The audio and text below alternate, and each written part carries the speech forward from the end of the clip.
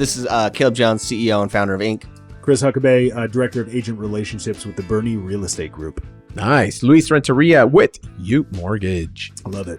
Antineous Ray with the Byrne Real Estate Group. Perfect. Good intros. I love it. And now, can you tell a little bit about how long you've been in real estate, how long you've been in Austin, just a little bit like, your 2-minute bio of who you are and what you're about. Yeah, so I've been in real estate for about 8 years. 95% of that it's been in Houston and in Switzerland, actually. And Switzerland. Oh, wow. Interesting. I joined. Hold up. That's great. And I joined the Byrne Real Estate Group back in April, I think. Yeah. Yep. Yeah. So, And that was when you first came to Austin? Yeah. Moved here like in the spring. Okay, awesome. Now, I got to ask, unique in that not only international, but multiple markets. Right. In Texas as well as international. Yeah. What has been your experience of, and the reason why I ask this is because when we sell to agents, whether it's in Austin or Houston, I'm not going to get into Switzerland. I'm going to just put that off to the side. It's almost like they might as well be in different countries. 100%. Yeah. And so I'm curious, what have you found as far as, I'm sure there's certain skills that transfer over, but what have you found from the clientele, how you work with other agents? I mean, I assume the whole context shifts. Yeah, I mean, Houston and Austin are two totally different markets. You really can't compare them. I mean, it's a 2.5-hour drive, but the price point for price per square foot, very different. A lot more money in Austin, and even leases actually. The lease commissions, believe it or not, they're higher in Houston than they are here. Typically, it's 50% commission in Houston, so you get half a month's rent. The other agent gets half a month's rent. Makes sense to me. That was by far the biggest shock factor for me, was that here the commissions are a lot lower on leases. What is the commission? So it's 50% in Houston. What is it here? It's typically 30. 30. 30 Okay. is 35. what So I'm it's seeing. significant then. Yeah. It makes a big difference, especially on high-end leases, right? Yeah. That's interesting from such a diverse background, different markets. What would you say, whether it's a client in Houston, a client in Switzerland, a client in Austin, what would you say your clients love the most about working with you? I think that I follow up. I check in all the time. I am there from, when we make the offer to when we close to after the fact as well. I always follow up, and I pride myself on following up with clients that have closed with me because that's how I get my referrals. For example, my first deal I did in Austin, Chris introduced me to the buyer. Yep. He was looking for a short-term rental option. We found him a condo in Zilker Park. Yeah. And, love that area. Then he referred me to his friend, who we are currently under contract with right now. So. Good on you. Yeah. The other thing I'll say about Anti, the dude stays on top of every bit of market knowledge going on. So whether it's local, whether it's national, dude is always reading, always looking about what's going on in the market, what's happening. And that helps a lot with just being able to talk, especially with investors, right? Like, your knowledge about what's truly happening around there helps them make decisions on what the best investments are for them, right? A lot of the time. Right, because investors are usually very, smart clients. They know what's going on in the market. They obviously want to have a positive cash flow. They know their numbers, and they want to work with people that understand them and understand that, time is money. Yep. Right? Those guys are analytical and not emotional about it. No. It's all about money and numbers. It's not about the emotions of this house. This is anything. It just comes down to the numbers. And Auntie, is that what prompted, I guess I have two questions. What prompted you to really take an interest in all of the research, right? Being up to date. One, what prompted that? And two, what are the sources that you use, right? Because there's a lot of content out there. Yeah. So how do you cut the noise through the signal? So my background is in economics. I have a master's in economics. So I've always followed the market numbers. That's always interested me. And as far as what sources I follow, we're talking CNBC, Bloomberg, what the feds are doing. Okay. I basically, like Chris mentioned earlier, I follow the market every day. I check in, I look at numbers, just to be educated and be able to provide value to my clients. Oh, yeah. Oh, man. I love it. So I have a question now. Luis Renteria, ladies and gentlemen. With you mortgage. Well, so, like that. see, now I forgot the question. Sorry, dang it. So with every, God, I Did you actually did forget. Oh gosh, we're talking about I did sources. my job. We're talking about sources, looking at the market, investors. Right. Oh, doom and gloom. YouTube. Right. Oh, it's the end of the world. It's worse than the Depression. It's end of the world.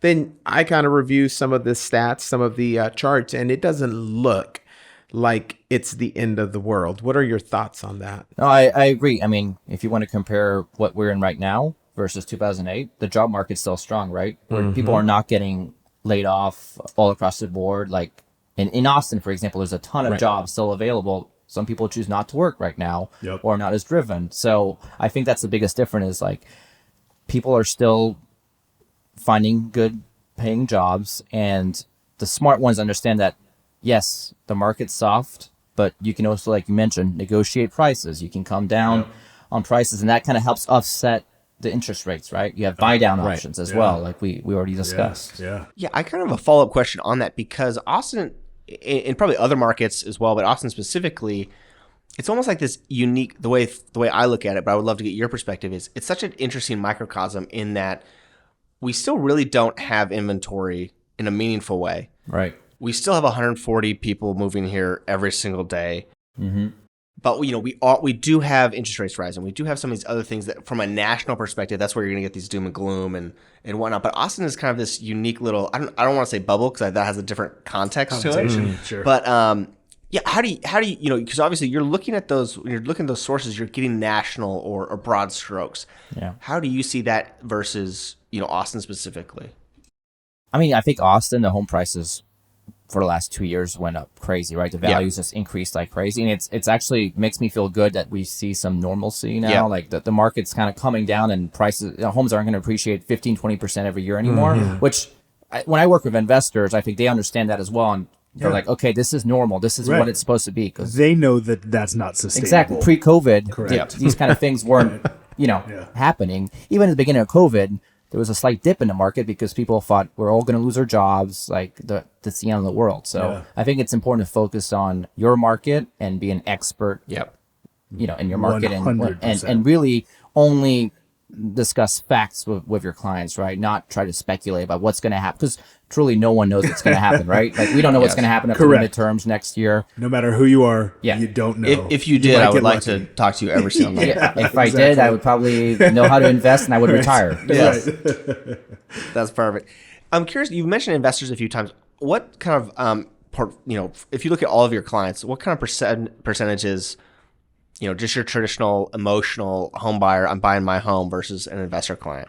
Right now, there's no, I'm buying my home, I'm emotionally attached, I need this house. It's all investors right now. Really? Okay, interesting. And do you think that motivation is because they're not necessarily as scared of the interest rate because they're going straight to a cash flow positive outcome, or what's the delta there? I think it's because they understand that right now they can actually purchase something that 6 months ago they would have had to overpay for and be bidding against 3-4 other buyers. And so they understand I can get it for a lower price point.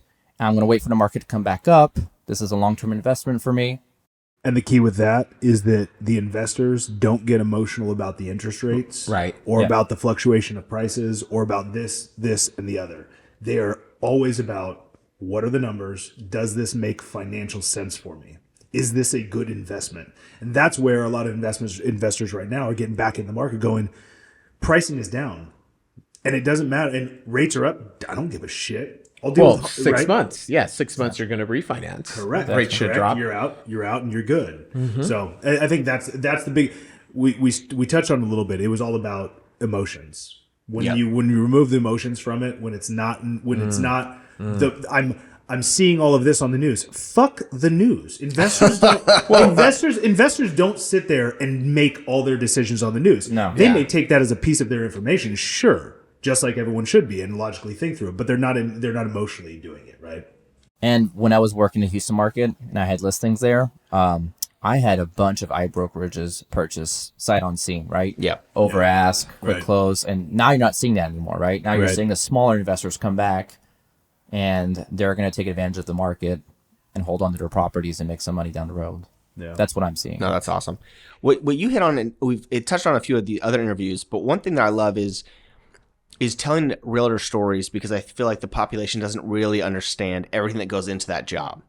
And so you've already mentioned of like, you're part realtor, but also part economist, part scholar, if you will. Like, you're looking at all the data, you're analyzing all of this stuff. Right? It's very like an academic, critical thinking lens that I feel like a lot of people don't know that's in if they were to look at your job description, that's the way that you're choosing to do your job, that's in there, right? So I'm curious of like, what else could you share that the general population doesn't know about being a realtor, especially if they go to hire you, right? They one, they're going to get someone that's really on the top of it. They're going to be very, proactive communication, et cetera. They're going to get that.